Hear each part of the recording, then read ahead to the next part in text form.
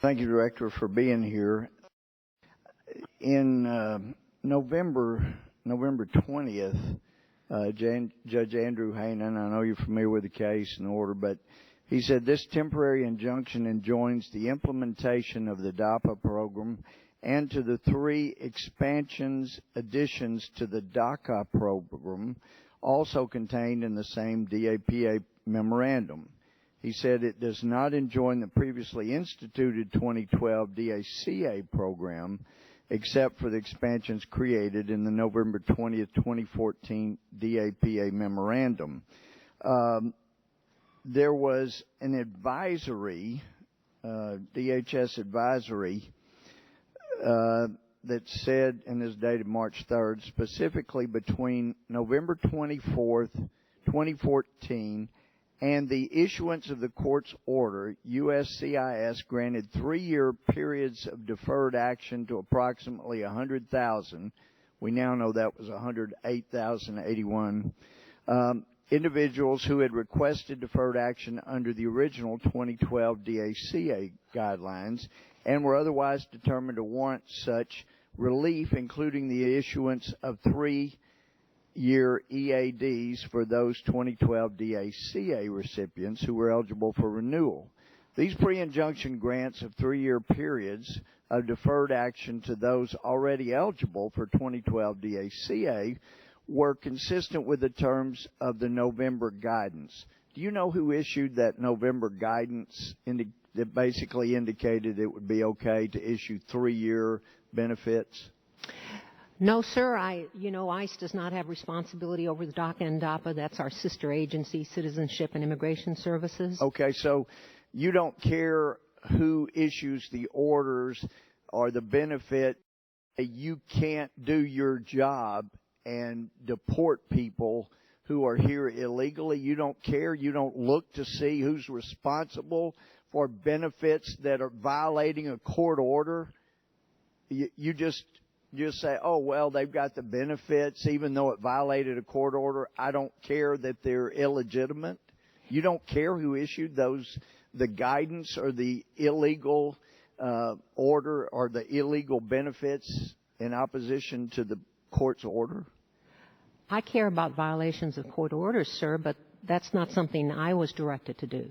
That's those who confer the benefit, which is Citizenship and Immigration Service. Yes, but if someone has benefits that are fraudulent or illegal, do you say, oh, well, I guess we can't deport these people because even though they're fraudulent or illegal, I'm going to recognize them because I never look beyond the face of the benefits that people that are illegally here have. Surely you don't accept fraudulent or illegal benefits or visas allowing people to stay, do you? No, I don't like fraud. Well, I wouldn't think so.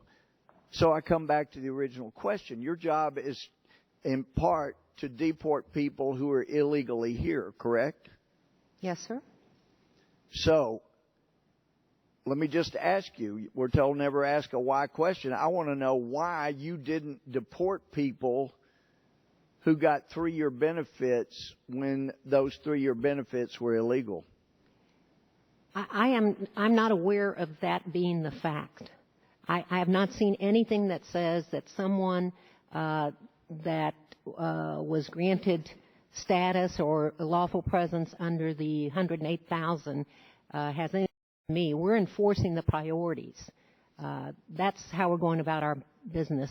Well, Judge Hainan made clear that if this court had ruled according to the government's requested schedule, it would rule without the court or the states knowing that the government had granted 108,081 applications despite its multiple representations to the contrary.